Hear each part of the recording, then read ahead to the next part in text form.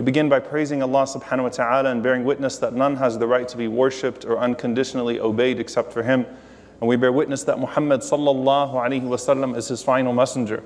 We ask Allah to send His peace and blessings upon Him, the prophets and messengers that came before Him, His family and companions that served alongside Him, and those that follow in His blessed path until the Day of Judgment. And we ask Allah to make us amongst them. Allahumma ameen.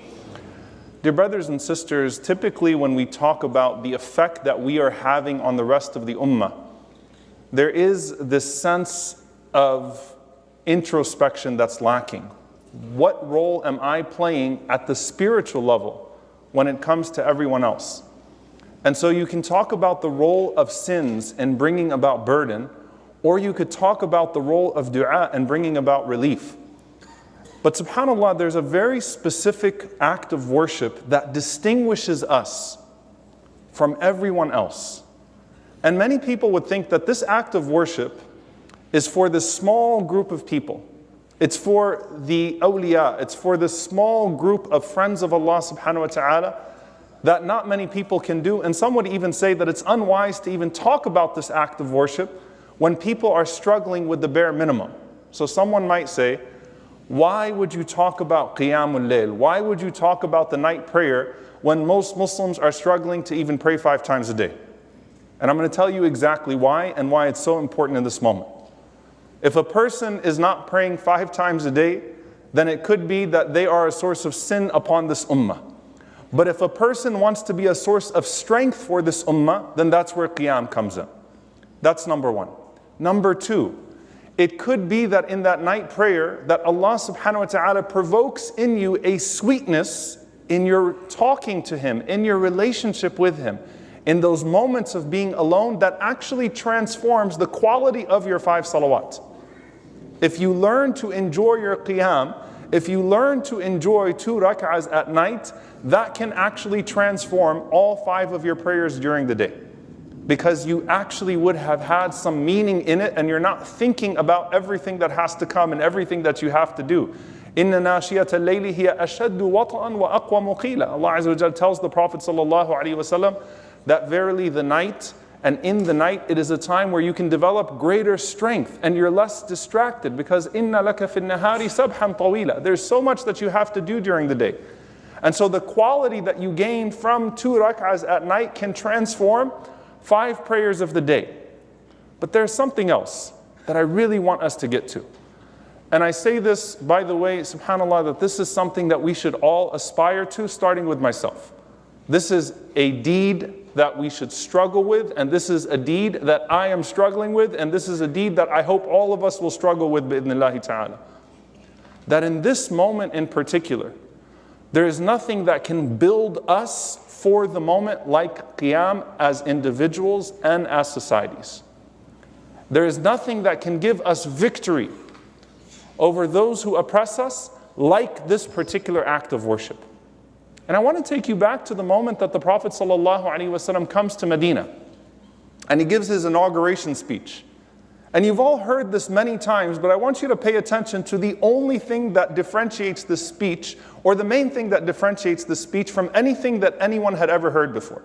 Ayyuhan nas, he gathers all the people, the Muslims, the Jews of Medina, the polytheists of Medina, the people that, maybe the few Christians in Medina, people of all different backgrounds and faiths, right? They're coming around to hear what this man is going to say, sallallahu alaihi wasallam, in Medina when he finally has a platform. He can finally speak, because in Mecca, they didn't allow him to speak in public, sallallahu alaihi wasallam. They persecuted him, alayhi salatu wasallam, in his own home. Ayyuhan nas, O people, afshu salam, spread peace. Now, if you're not Muslim, you can appreciate spread peace. Afshu salam, and of course we have the specific greeting, assalamu alaikum, but it's more than that. Because so many Muslims say Assalamu alaikum, but they intend everything else except for salam when they give it to you. They say Assalamu alaikum, peace be unto you, but everything under the words of salam is not salam. Right? So Assalamu alaikum is an intention towards your brother as well. Assalamu alaikum, peace be unto you. An intention from sister to sister as well. Assalamu alaikum, peace be unto you. Afshu salam, spread peace, not just with your words, but with everything else. All right, if I'm someone who's hearing the Prophet ﷺ for the first time, I've heard something like that before. At'imu ta'am, feed the poor. Beautiful. Salam is what Jesus, peace be upon him, used to say in the Bible, right? Even now, peace be unto you. This is the greeting of the prophets. Assalamu alaikum. Feed the poor. We can find this noble trait in multiple ways of life.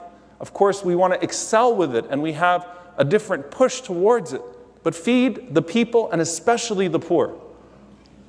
And the Prophet ﷺ says, Wasilul arham, and connect your families. Establish the ties of kinship.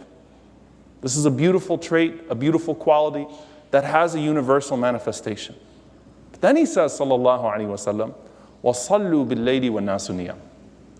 Pray at night while other people are sleeping. Stand up and pray at night when everybody else goes to sleep. تَدْخُلُ الْجَنَّةَ بِسَلَامٍ. You'll enter paradise in peace. This is different. SubhanAllah, in the narration of Abdullah ibn Amr ibn As, قال عليه الصلاة والسلام, أُعْبُدُ الرَّحْمَنِ. Worship Ar-Rahman. Who is Ar-Rahman?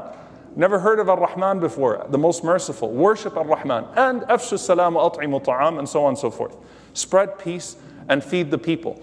The Prophet ﷺ is saying that the way this society is going to be established and distinguish itself, the secret ingredient beyond what we already know of the good things that Allah has put in us to naturally incline towards, the secret ingredient is going to be that those same people that are spreading peace, those same people that are feeding the poor, those same people that are working are not making an excuse for themselves to not fight with their bodies and stand up to replenish their souls at night. This is what's going to be your secret ingredient to building this society, O Ansar, in a way that no one has ever built a society before. This is where it's going to come down to the characters that build the culture of Medina. وَصَلُّوا بِاللَّيْلِ وَالنَّاسُ نِيَامٌ تَدْخُلُ الْجَنَّةَ بِسَلَامٍ. A very specific group of people.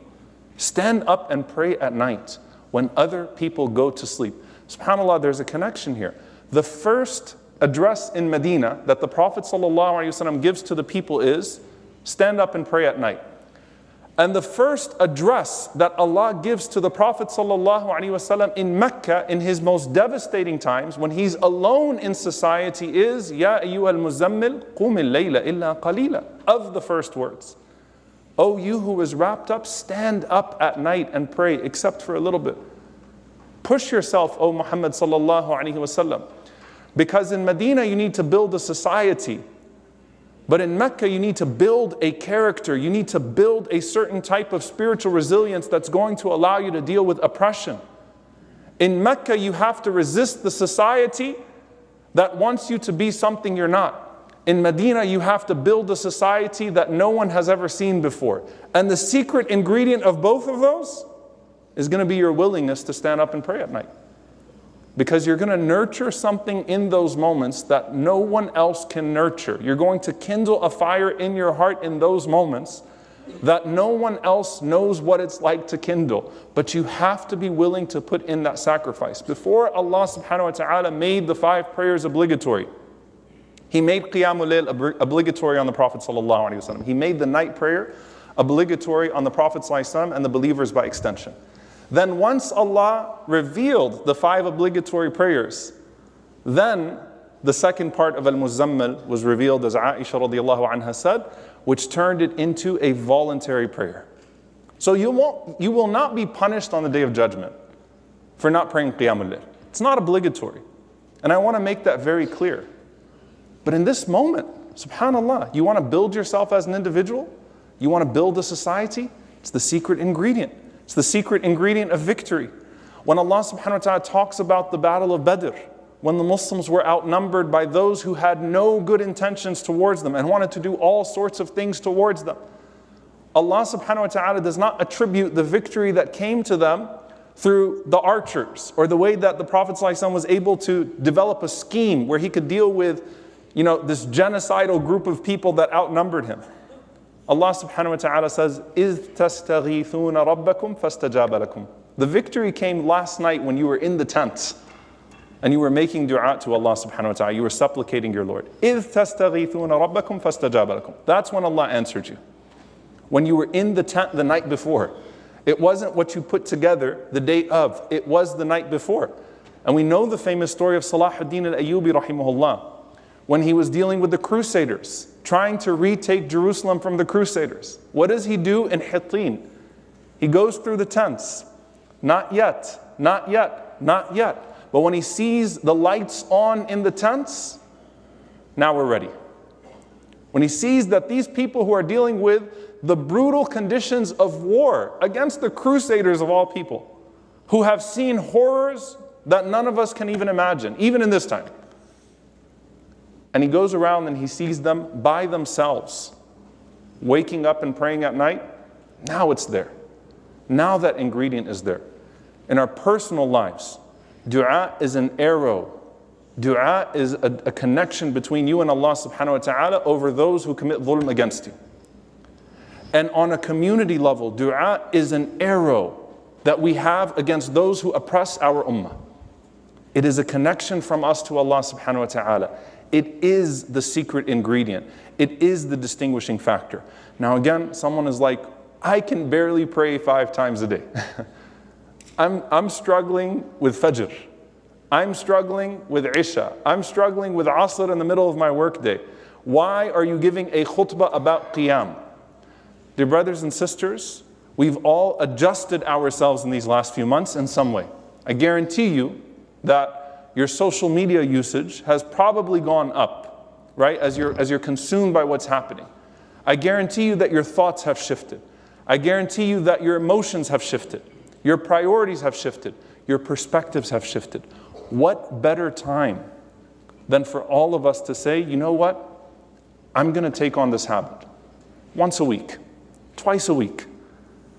And if I taste the sweetness of it, it might inject the sweetness that I needed in my salah, and it might give us the victory that we need over ourselves and then over those that oppress us. Because if you win that battleground, then you can win any battle. And if you gain that peace, then the Jannah is in your heart before you attain any likeness of Jannah in this world or Jannah in the hereafter. But it takes a sacrifice. And I know all of us right now are thinking about the ways that we can help. And there's nothing like dua that can help. And there's nothing like dua in the last third of the night that can help. And that comes from you as an individual. Build the individual in Mecca. Build the society in Medina. Think about Badr. Think about Hittin. Go back to yourself and say, you know what? Even if I'm struggling with my 5 daily prayers, I'm going to struggle with 1 night a week, 2 nights a week. And then you're not just only not a source of sin to the ummah, you're actually a source of strength to the ummah as well. May Allah subhanahu wa ta'ala give us all the ability to stand up and pray at night. And may He inject sweetness into all of our prayers. And may He put success in the prayers that we make. And may He allow our prayers to be a source of comfort and security and victory and goodness to us and to the world around us, to our ummah in Gaza, to our ummah in Palestine, to our ummah all over the world. Allahumma ameen. أقول قولي هذا واستغفر الله لي ولكم ولسائر المسلمين فاستغفروا إنه هو الغفور الرحيم.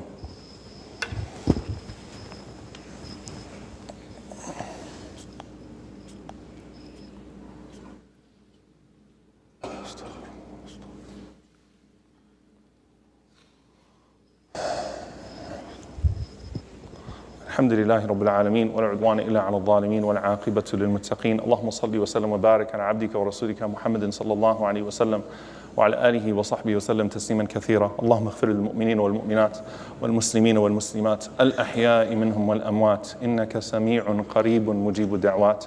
اللهم اغفر لنا وارحمنا واعف عنا ولا تعذبنا. ربنا ظلمنا أنفسنا وإن لم تغفر لنا وترحمنا لنكونن من الخاسرين. اللهم إنك عفو كريم تحب العفو فاعف عنا. اللهم اغفر لوالدينا رب ارحمهما كما ربونا صغارا. ربنا هب لنا من أزواجنا وذرياتنا قرة أعين واجعلنا للمتقين إماما. اللهم انصر إخواننا المستضعفين في فلسطين. اللهم انصر إخواننا المستضعفين في فلسطين. اللهم أصلح أحوال إخواننا المنكوبين في فلسطين. اللهم انصرهم على عدوك وعدوهم. اللهم انصر إخواننا المستضعفين في مشارق الأرض ومغاربها. اللهم أعز الإسلام والمسلمين وأذل الشرك والكاذبين ودمر أعداء الدين. اللهم أهلك الظالمين بالظالمين وأخرجنا وإخواننا من بينهم سالمين. عباد الله إن الله يأمر بالعدل والإحسان وإيتاء ذي القربى وينهى عن الفحشاء والمنكر والبغي يعظكم لعلكم تذكرون فاذكروا الله يذكركم واشكروه على نعمائه يزد لكم ولذكر الله أكبر والله يعلم ما تصنعون وأقم الصلاة.